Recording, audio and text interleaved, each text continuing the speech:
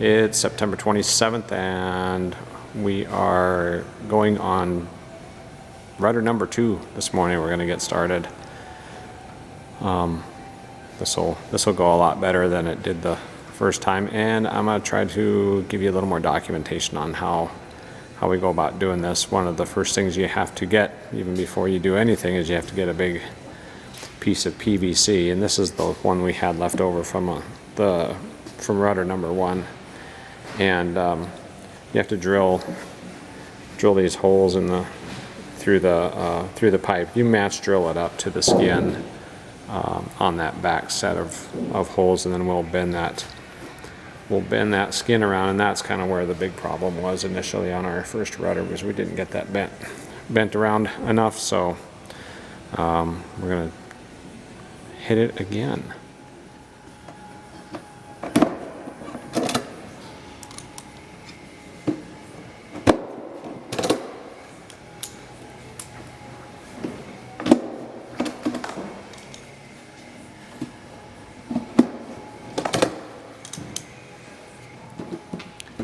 We've got our PVC pipe here, and we've got it cleat in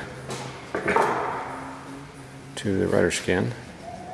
And one thing I did was I upsized the original one. When we did this bend, we just had a couple small holes through here, and we put 2 screwdrivers in there out of the toolbox. And I think that was part of the problem, is we just didn't have enough leverage on this that we could get a really good bend on it. So I drilled them out bigger, and I got 2 1-foot pieces of rebar on each end. That way we should be able to get some good muscle on this and get it bent around. Wait. Jeez. Okay.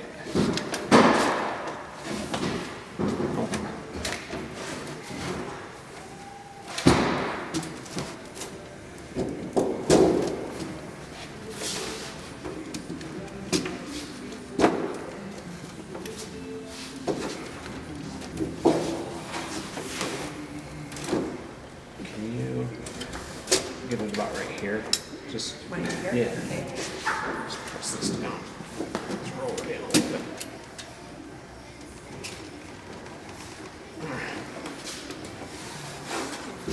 There we go. Oh.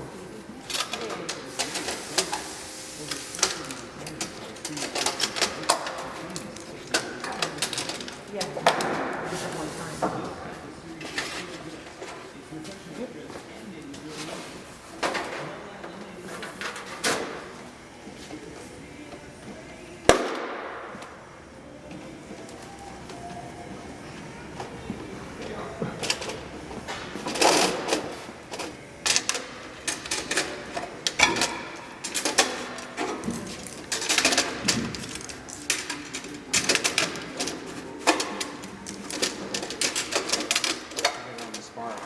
It'll push it out like that, but we'll cleco it up and see.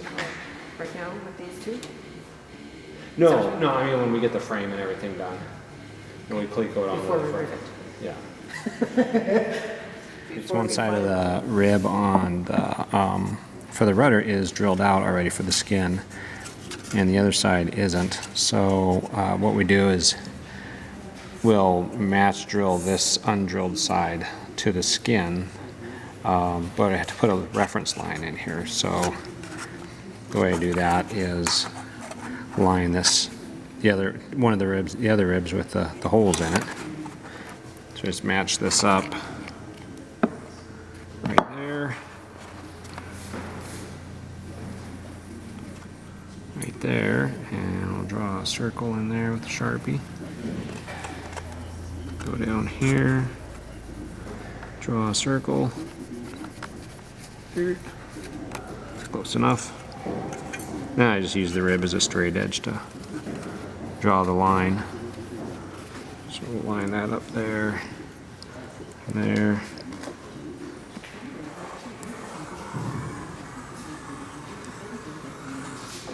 Draw the line.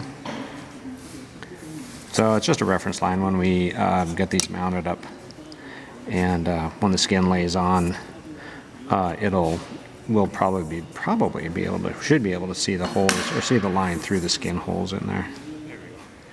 The rudder hinge will rivet in here, and then the rudder, what do they call that? The rudder what? The horn? Oh, not the horn. Not the horn. Mount tube. Mount tube. That goes on the other side and goes through those holes there. And was this a mystery hole? Is that what we decided? I think that was a machine. I think that was a CNC hole for the sheet Okay. metal. Try to put it on backwards here. Got the wrong Cleco. Like, why won't that fit?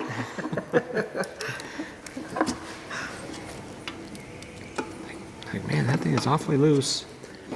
So the rudder tube eventually mounts onto the spar, and then it has there'll be a stack of washers in there that they designated in the manual for that. But these are undersized, so we have to drill these up.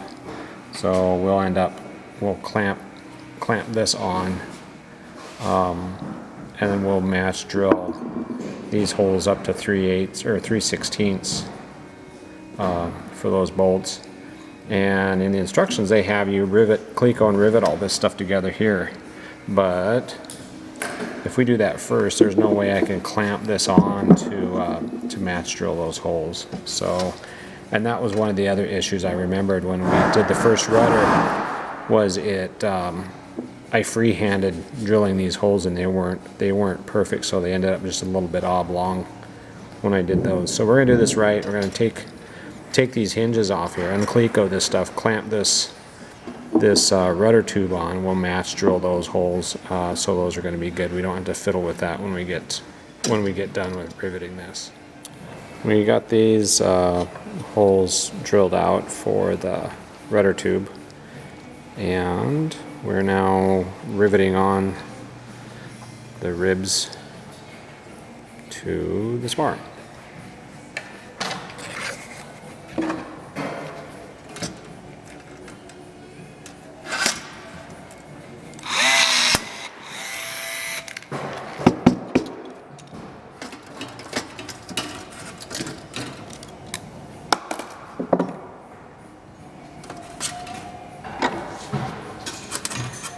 Oops.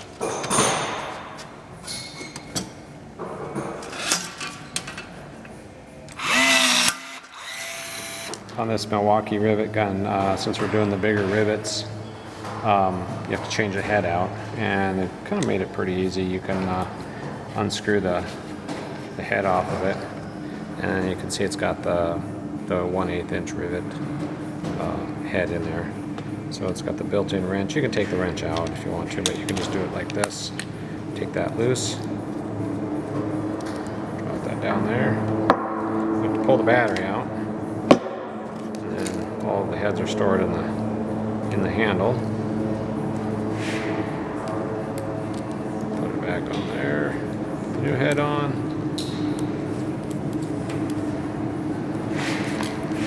Tighten it down. Head back on the riveter.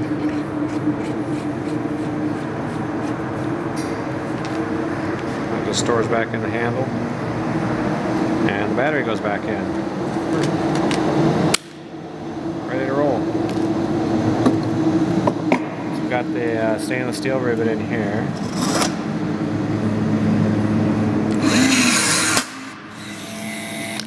Big rivet. Got done with this part of the rudder frame. Got our ribs riveted on, and it seems like the most challenging part is getting this, what do they call this? Rudder tube. Rudder mounted tube. Rudder mount tube. Horn mount tube. Getting this just right on here. I don't know, maybe I'm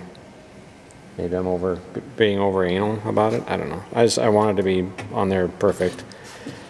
But you have to drill out these the bolt holes here. Those have to be sized up, and even have to ream out a little bit the holes in the the tube here. They're just, I think when they powder coat this, I think it gets a little shmoo inside of there, so you got to ream that out. We got that done. Got those nuts and bolts torqued down to 15 inch-pounds. And that's the standard called out in AC 43.13 for those of you that are interested in some light evening reading. It's a very exciting book. I got the interior and exterior cleaned of the skin, and next order of business is take the bend tabs off. We've already got it taped off and lined up with that bottom edge, and same on the other end with the top edge. We'll get the Dremel out, knock those off, and it gets clecoed up to the frame, and we'll transfer drill the holes to the one side of the rib that is not drilled.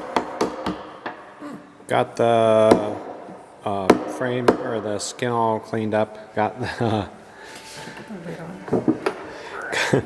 the bend tabs. Got the bend tabs cut off and ground down. I got to clean it up with a little sandpaper. Didn't video that. You've seen me do it before. It's the same drill. Just get the Dremel out. Take some painter's tape around the corner to mark the edge and cut it off. Then I'll take some sandpaper and clean that up. Next step is we're going to cleco the skin up to the frame, and you can see that we've got the holes on one side of all the ribs in the frame, and the other side doesn't have holes, so that's where we did that reference line on those. We'll cleco the skin up, and then we'll use that to match drill those holes.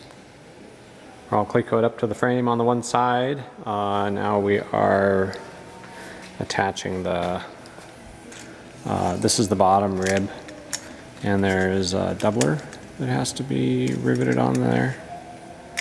So we got that clecoed up, gonna rivet that, and then that ends up going in the bottom here.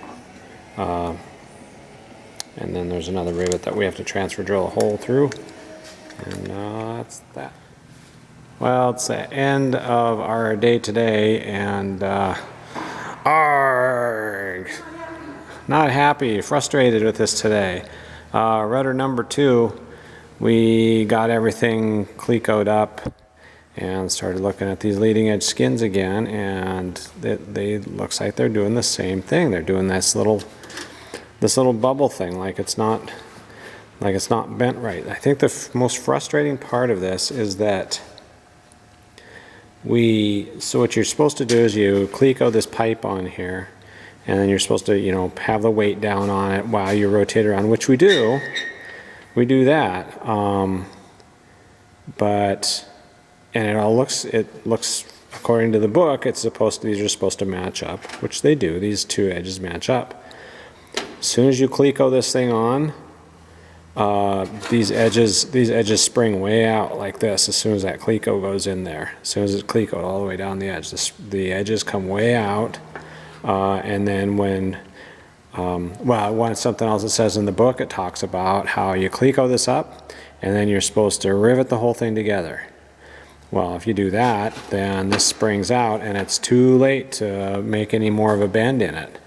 And they say, do not cleco the front edge, the leading edge together when you're doing this other stuff. But I said, well, forget that.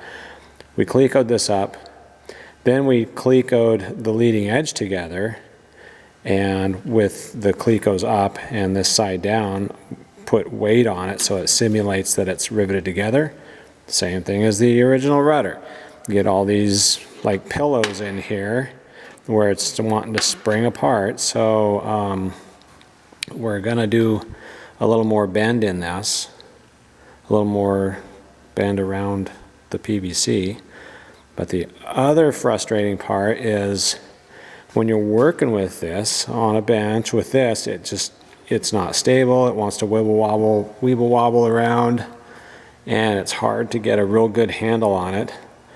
So what we're going to do tomorrow, we're going to bring up a 2x4, a longer 2x4, and we're going to clamp it to the table. We're going to run it through this skin here, run it through there, clamp it down on the table so we get a nice solid, almost like a vise holding this skin down on the table.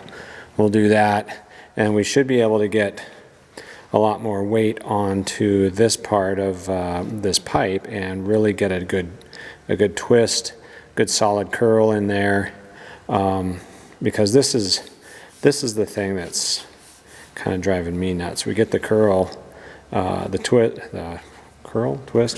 curve, we get the curve bent into it, but it's already curving out here. This should be straight all the way up to past where these rivet holes go into the rudder spar. So really the curve needs to be in here, and it doesn't want to do that. It keeps wanting to sprung out from there. So that's what we're going to do. I'm going to put a 2x4 underneath there, clamp that sucker down, and see if we can get this to get a tighter bend. It should bend around the radius of this pipe, and when we bend it and when we bring it back, it just springs back. We just can't get enough force down on it. So we're going to try that.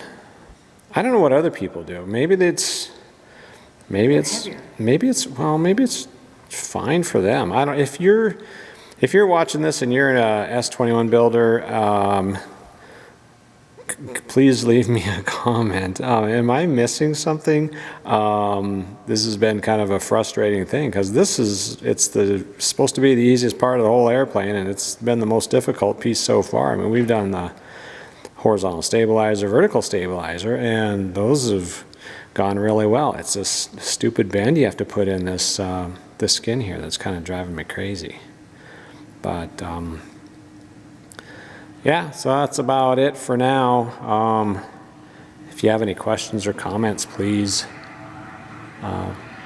comment. Let me know. I'm kind of curious if, like I said, if any of you are currently building S-21, just tell me what I'm missing here, if I'm just way off base and it's going to be fine, or what the deal is. This was the whole reason that we bought another rudder kit.